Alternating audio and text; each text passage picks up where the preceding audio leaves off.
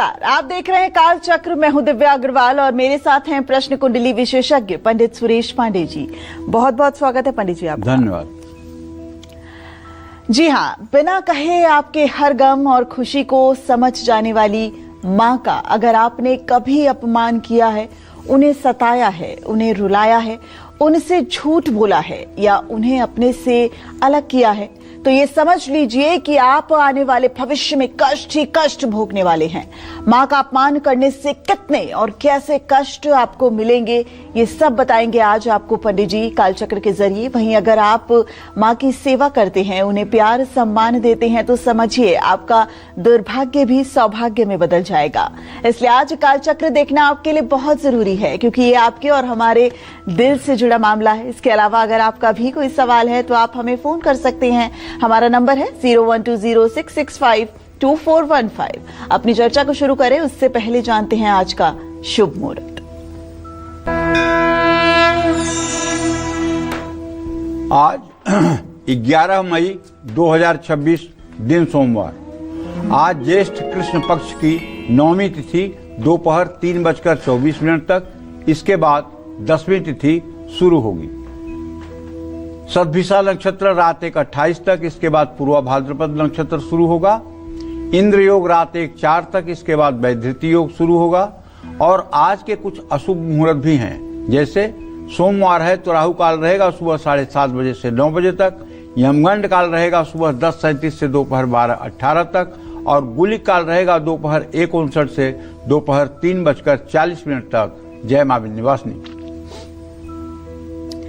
तो आज हम बात कर रहे हैं उन लोगों की जो अपनी माँ का अपमान करते हैं, माँ को कड़वी बात कहते हैं, माँ से झूठ बोलते हैं। ऐसे लोग सामाजिक तौर पर अपनी छवि तो खराब करते ही हैं, साथ ही ऐसे लोग अपनी बदकिस्मती को भी निमंत्रण देते हैं। चलिए इसी चर्चा को आगे बढ़ाते हैं और जानते हैं माँ के साथ गलत व्यवहार करने वाले लोगों को किन कष्टों का सामना करना पड़ता है। पंडित जी बताइए। देखिए, गोस्वामी तुलसीदास जी ने रामचरितमानस में एक चौपाई लिखा है, और मैं ये इस बात में अपने बात का अनुभव बता रहा हूँ। ये केवल मतलब कि चौपाई पढ़ के नहीं बता रहा हूँ, बल्कि इसको अपने जीवन में उतार के बता रहा हूँ। जो लोग इस चौपाई पर 100% अमल करें और इस चौपाई को अपने जीवन में उतार लें, मैं पूरे गारंटी के साथ दिव्या कहता हूँ, भगवान श्री हरि साक्षी हैं, मैं जरा सा भी मतलब कि बढ़ा चढ़ा के नहीं कह रहा हूं, उनका जीवन इतना उत्तम हो जाएगा कि जिसकी वो कल्पना भी नहीं किए होंगे। बस इस एक चौपाई को जीवन में उतारने की जरूरत है। और वो चौपाई क्या है? चारि पदार्थ करतलता के, प्रिय पितु मातु प्राण समझा के। चारि पदार्थ करतलता के। चार पदार्थ क्या है? धर्म, अर्थ, काम और मोक्ष। यही 4 पदार्थ हैं संसार में। धर्म, अर्थ, काम, मोक्ष। किसके हाथ में चारों चीजें होती हैं? जिसको माता और पिता प्राण के समान प्यारे होते हैं।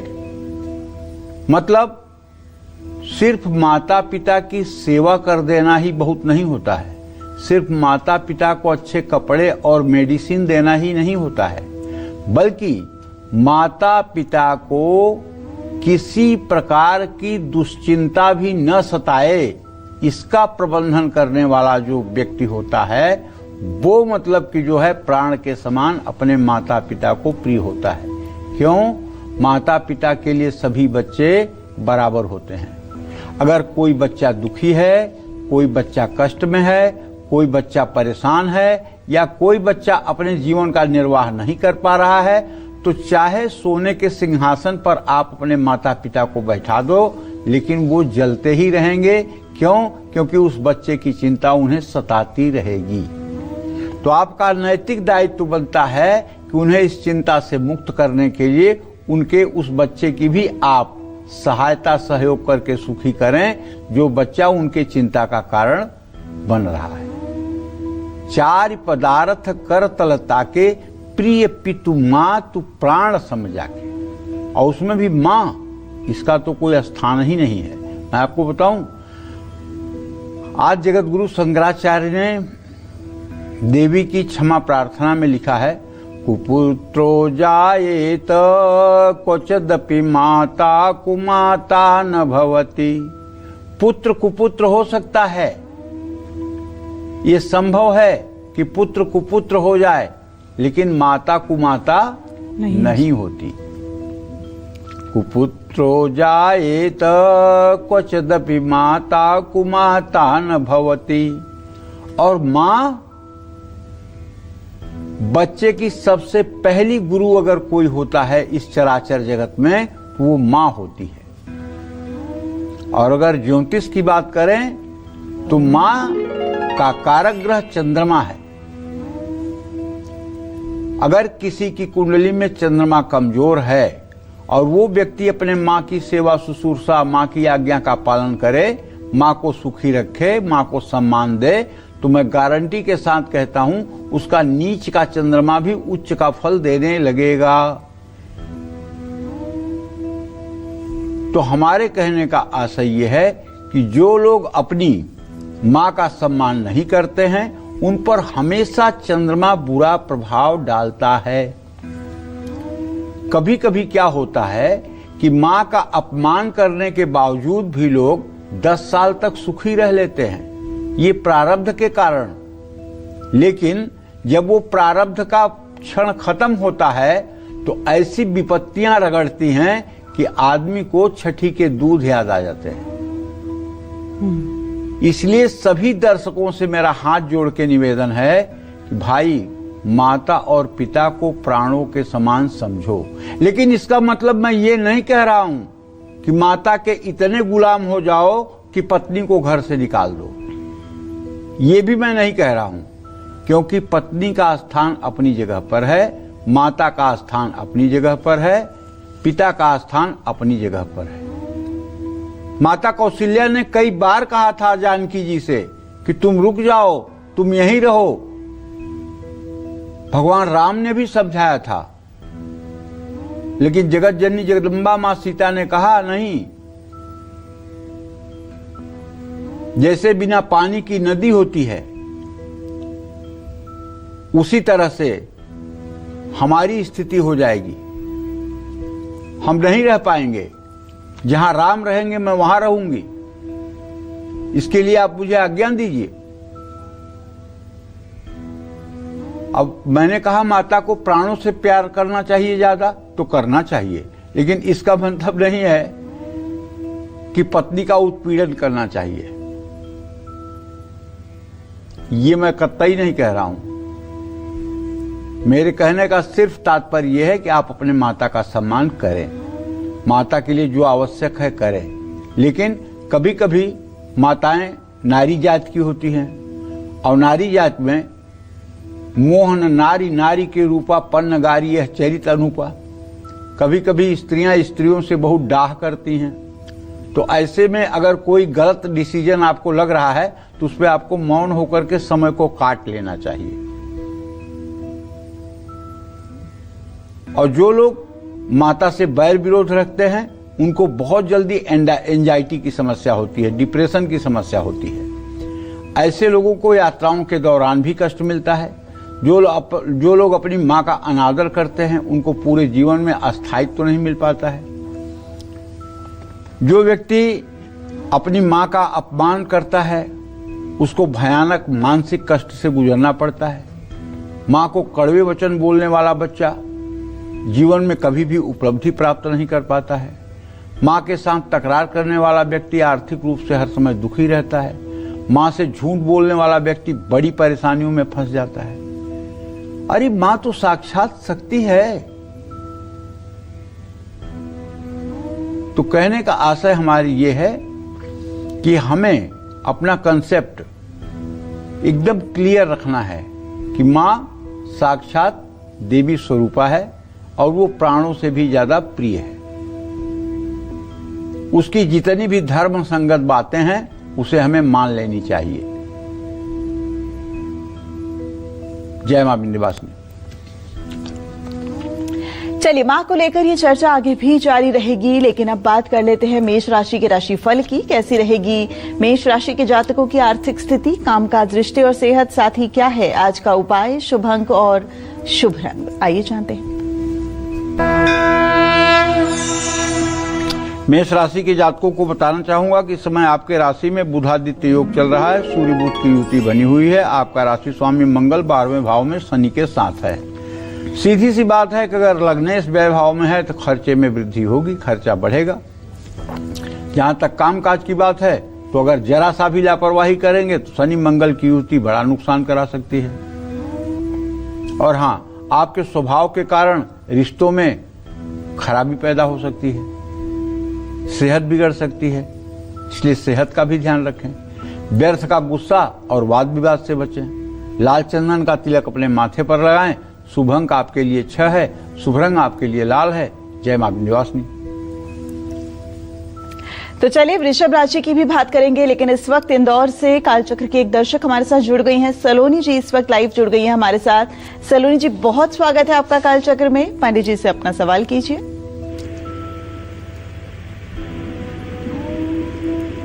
सलोनी जी, आप हमें सुन पा रही हैं? जी, सवाल कीजिए अपना पंडित जी से। प्रणाम पंडित जी। हाँ, सदा सुखी रहिए। पंडित जी, मेरा नाम सलोनी राणा है। मेरी डेट ऑफ बर्थ है 26 मई 2001। जी पंडित जी, पहला तो मैं समय पंडित जी 9 से 9:30 के बीच का है। पहला तो मैं अपने भविष्य के बारे में जानना चाहती हूँ, और दूसरा पंडित जी, आपके कहे अनुसार मैं अपने लक्ष्मी माँ के श्री मंत्र का जाप कर रही हूँ। तो पंडित जी, मेरा ये प्रश्न था कि मैं पूछना चाह रही थी कि आसन पर बैठकर करना जरूरी है या फिर 24 घंटे हम किसी भी वक्त कोई भी काम करते वक्त अगर श्री मंत्र का जाप करते हैं तो क्या उसका उतना ही प्रभाव पड़ेगा? देखो बेटा, ऐसा है, पहली बात तो ये बात आपको मैं दावे के साथ कह रहा हूं कि आपका भविष्य बहुत ही अच्छा है। Your future is very bright, बहुत ही अच्छा। और दूसरी बात, तुम कम उम्र में 25 साल की उम्र में और मन का मंत्र का अनुष्ठान कर रही हो, वो भी महालक्ष्मी के मंत्र का अनुष्ठान कर रही हो, ये अपने आप में बहुत बड़ी चीज है। श्रीम जो है ये बीज मंत्र है। शुरुआत इसकी आसन पर बैठकर दिया जला के महालक्ष्मी की पूजा करके करनी चाहिए, और उसके बाद दिन में आप बेड पर भी बैठकर, सोफा पर भी बैठकर, कुर्सी पर भी बैठकर इस मंत्र का काउंटिंग कर सकती हैं। अगर इस मंत्र का 21,600 नित्य जप हो जाए और 16 महीने तक कोई पुरुष या स्त्री इस मंत्र का जप कर ले तो मैं दावे के साथ कह सकता हूं, चाहे जितनी बुरी आर्थिक स्थिति हो, वो व्यक्ति निश्चित रूप से महालक्ष्मी के कृपा कटाक्ष से युक्त हो जाता है और उसका एक सम्मानपूर्ण जीवन समाज में हो जाता है। और जो लोग इस मंत्र का लगातार 48 महीने तक जप कर लेते हैं, उनके जीवन में 3 पीढ़ियों तक कभी दरिद्रता और गरीबी नहीं आती है। आप इस मंत्र को कर रहे हो, बहुत अच्छी बात है। 1 घंटे 40 मिनट में 21,600 मंत्र जप होते हैं जब आपका अभ्यास हो जाएगा। और आप कोशिश करिए कि 21,600 नित्य करने की कोशिश करिए। 16 महीने भी अगर आपने कर लिया तो आपने समझ लीजिए कि अपनी जिंदगी में बहुत बड़ी उपलब्धि हासिल कर ली। तुलसी मेरे राम को रीझ भजो या खींच, उल्टे सुलटे नीपजे खेत पड़े जो बीज। बीज चाहे गेहूं का हो, चाहे धान का हो, चाहे जौ का हो, चाहे चना का हो, खेत में अगर डालोगे, चाहे उल्टा डालो या सीधा डालो, वो उगेगा। उसी तरह से देवियों के बीज मंत्र जो हैं, भगवान के बीज मंत्र जो हैं, उन्हें अगर आप अपने जिह्वा से उच्चारण करते हैं तो निश्चित रूप से वो भी अंकुरित होंगे और उनका भी फल मिलेगा। ये अलग बात है कि अंकुरण के बाद जब कोई फसल उगती है तो उसके बाद समय पर पानी देना, सिंचाई करना, निकाई गुड़ाई करना, ये आपका काम है। तो उस भजन को संभालना ये आपका काम है। भजन आपने कर लिया, थोड़ा सा मंत्र जप कर लिया, आपने किसी को गुस्सा में श्राप दे दिया, किसी को बुरी बात बोल दी, तो इससे क्या होगा? आपका पुण्य क्षीण होगा। सामने वाला का नुकसान तो हो जाएगा, लेकिन आपका पुण्य भी क्षीण होगा। इसलिए कभी किसी को बुरा नहीं कहना चाहिए, किसी के अहित की कामना नहीं करनी चाहिए, किसी के बुराई में अपनी समय और ऊर्जा नहीं लगानी चाहिए और किसी के बुराई की चर्चा नहीं करनी चाहिए। क्यों? बुराई की चर्चा करने से भी पाप बंट जाता है। अगर आप किसी की आलोचना करने लगें तो जिस विषय में आप आलोचना कर रहे हैं वो सारी बुराइयां एक दिन आपके अंदर विद्यमान हो जाएंगी। इसलिए आपको मैं बहुत ढेर सारा आशीर्वाद और धन्यवाद देता हूं कि आप कम से कम इस कलिकाल में साधना के पथ पर चलने के लिए तैयार हैं। मां विंध्यवासिनी करें कि आपकी मनोकामना पूरी हो और आप महालक्ष्मी की तरह सुख भोगें और इस धरती पर आपका सम्मान सदैव बढ़ता रहे। जय मां विंध्यवासिनी। तो चलिए अब वृषभ राशि के राशिफल को जान लेते हैं। कैसी रहेगी आर्थिक स्थिति, कामकाज, रिश्ते और सेहत, साथ ही क्या है आज का उपाय, शुभ अंक और शुभ रंग। वृषभ राशि में इस समय स्वगृही शुक्र है। वृषभ राशि से व्यय भाव में बुधादित्य योग है। सूर्यदेव आपके कुंडली के चतुर्थ भाव के स्वामी होकर के व्यय भाव में हैं और बुध आपके पंचम भाव का स्वामी होकर व्यय भाव में है। ऐसे में घर के सामान पर खर्चे बढ़ेंगे और लेकिन आमदनी भी बढ़ने की उम्मीद है। नौकरी अगर करते हैं तो आपको अप्रेजल मिल सकता है, इंक्रीमेंट हो सकता है, तरक्की मिल सकती है। रिश्तों की बात करें तो रिश्तों में मिठास बरकरार रहेगी। त्वचा रोगों से बचकर रहना चाहिए। अपनी सोच दूसरों पर नहीं थोपनी चाहिए। घर से निकलते समय थोड़ा सा शहद खाकर घर से निकलें। शुभ अंक आपके लिए 7 है। शुभ रंग आपके लिए क्रीम है। जय मां विंध्यवासिनी। तो चलिए अब बात करते हैं उन लोगों की जो माँ के कहने को नजरअंदाज करते हैं, माँ को घर से अलग कर देते हैं, माँ के साथ हिंसक व्यवहार करते हैं। ऐसे लोगों को किन परेशानियों और संकटों से जिंदगी भर जूझना पड़ता है, आइए जानते हैं पंडित जी से। पंडित जी, ये तो जब मैं कह रही हूँ तभी मुझे ऐसा लग रहा है कि क्या ऐसे भी लोग होते हैं और ऐसे लोग, उनकी मनोस्थिति क्या होती है? जड़ चेतन गुण दोषमय विश्व कीन्ह करतार, संत हंस पै गुण गहै परिहरि बार बिगा। जब इस सृष्टि की रचना हुई बेटा ना, तो केवल गुण से इस सृष्टि की रचना नहीं हुई है। इस सृष्टि की रचना में दोष की भी रचना हुई है।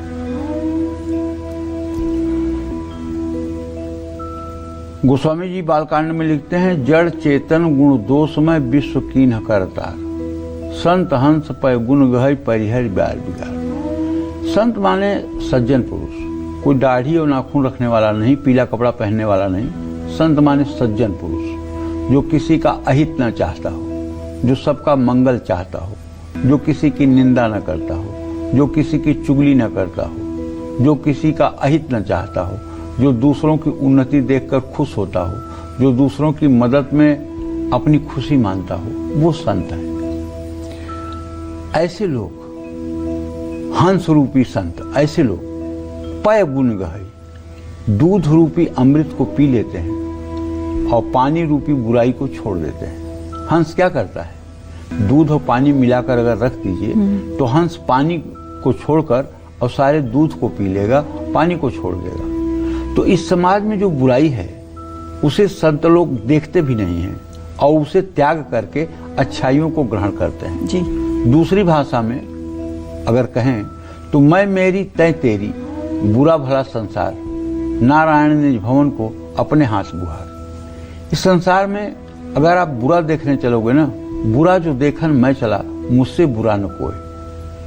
अगर बुराई देखने चलोगे तो आपसे ज्यादा बुरा कोई नहीं, इसलिए बुराई देखने ही मत चलो। क्यों? इस सृष्टि में अगर इत्र बिकता है तो शराब की भी दुकानें हैं, अगर माला फूल बिकता है तो मांस की भी दुकानें हैं, अगर मंदिरों में भीड़ होती है तो वेश्यालय पे भी लाइन लगी होती है। आप कहाँ जाना चाहते हो? आप क्या पसंद कर रहे हो? ये देखना है। क्यों?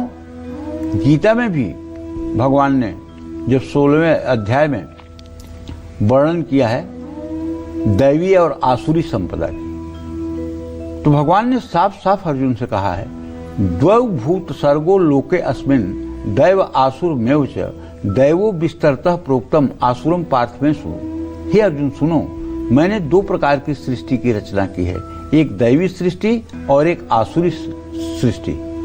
मतलब मनुष्य के रूप में ही असुर हैं, मनुष्य के रूप में ही असुर हैं, राक्षस हैं, और मनुष्य के रूप में ही देवता हैं, जिनके अंदर 26 गुण होते हैं। अभयम सत्व संशुद्धि ज्ञान योग व्यवस्थिति दान दमश्च यज्ञश्च स्वाध्याय तप आर्जवम अहिंसा सत्यम क्रोध शांति पैशुन्मेव च दया भूते सुलोलुप्तम हीर मार्दव चरापलम तेजस क्षमा धृति शौचो द्रोहो नातिमानिता भवेदम संपदम दैवी अभिजातस्य भारतः। ये 26 गुण जिसके अंदर होते हैं वो दैवी संपदा का देव योनि का है, और जिसके अंदर दंभो दर्पो अभिमानस्य क्रोध पारुष्यमेव च अज्ञानम चाभिजातश्च पार्थ संपद आसुरी, जिसके अंदर पाखंड हो, अहंकार हो, अभिमान हो, कड़वे वचन बोलने की आदत हो और अज्ञान से आवृत जिसका मस्तिष्क हो, वही असुर है, वही मनुष्य के रूप में साक्षात राक्षस है। असुर माने कोई बड़े बड़े दांत वाला और बड़े बड़े कान वाला नहीं, बल्कि ये दुर्गुण जिसके अंदर होंगे वो साक्षात असुर है। और हमें अच्छे मार्ग पे जाना है या बुरे मार्ग पे, ये हमारे संस्कार तय करते हैं? ये हमारे संस्कार भी तय करते हैं, और ये हमारे संस्कार के साथ साथ देखो बेटा, 2 चीजें होती हैं। आपने प्रश्न बड़ा जटिल पूछा है। एक होती है होनी, एक होती है करनी। होनी जो होती है वो होके रहती है, जैसे आप जा रहे हो और एक ट्रक आकर आपसे टकरा गई, आपको चोट लग गई, ये होनी है, इसमें आपकी कोई गलती नहीं। एक करनी है कि आप जाके ट्रेन के सामने कूद रहे हो, ये करनी है। तो प्रारब्ध तो दिशा निर्देश करता है, लेकिन यहां मृत्युलोक में ये व्यवस्था है कि आप चित्त शुद्धि का तीर्थ में स्नान करके बुरी कर्मयोनि से बच सकते हैं। जैसे चित्त शुद्धि का तीर्थ क्या है? चित्त शुद्धि का तीर्थ ये है जिसमें चित्त और मन की स्थिति शुद्ध होती हो। वो कैसे सिद्ध होती है? या तो भगवत प्राप्त महात्माओं के सत्संग सुनने से, या उनकी चरण सेवा से, या उनके सानिध्य को प्राप्त करने से।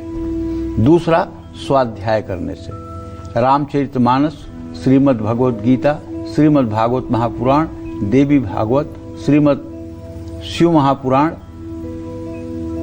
भक्तमाल, ये सब पुस्तक का जब आप अध्ययन करेंगे और अपने जीवन में उतारेंगे तो एक चित्त शुद्धि का तीर्थ का निर्माण आपके शरीर में होगा।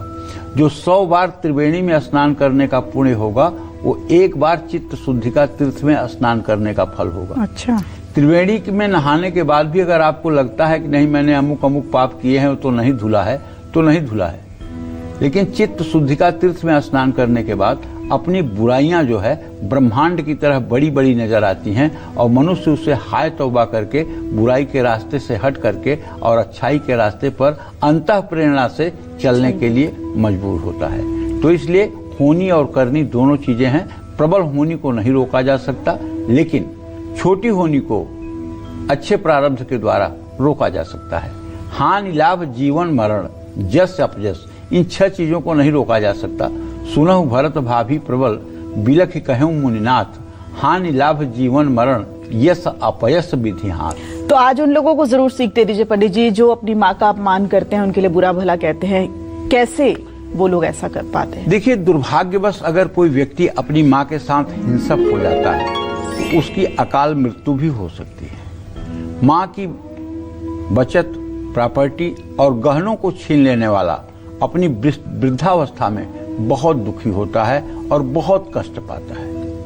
अपने भाई बहनों का अधिकार छीनने वाला माता के आशीर्वाद से वंचित हो जाता है, जिसके कारण युवावस्था में ही तमाम प्रकार की बीमारियों से ग्रसित हो जाता है। माता पिता के बीच में मतभेद कराने वाला व्यक्ति कभी भी लोकप्रिय नहीं हो पाता। ऐसे व्यक्ति को समाज में मान सम्मान नहीं मिलता।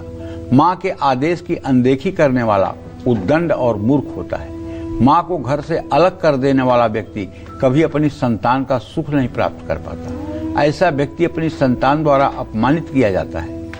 अपने भाई बहनों का सामर्थ्य के अनुसार सहयोग करने वाला माँ की आंखों का तारा होता है। ऐसे बच्चे पर माँ का रोम रोम आशीर्वाद मिलता है।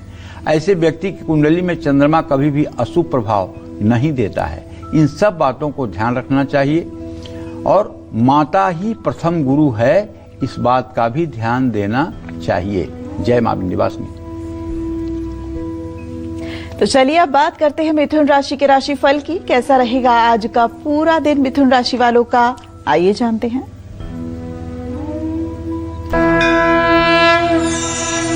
मिथुन राशि में इस समय बृहस्पति 26 अंश 11 कला पर गोचर कर रहा है।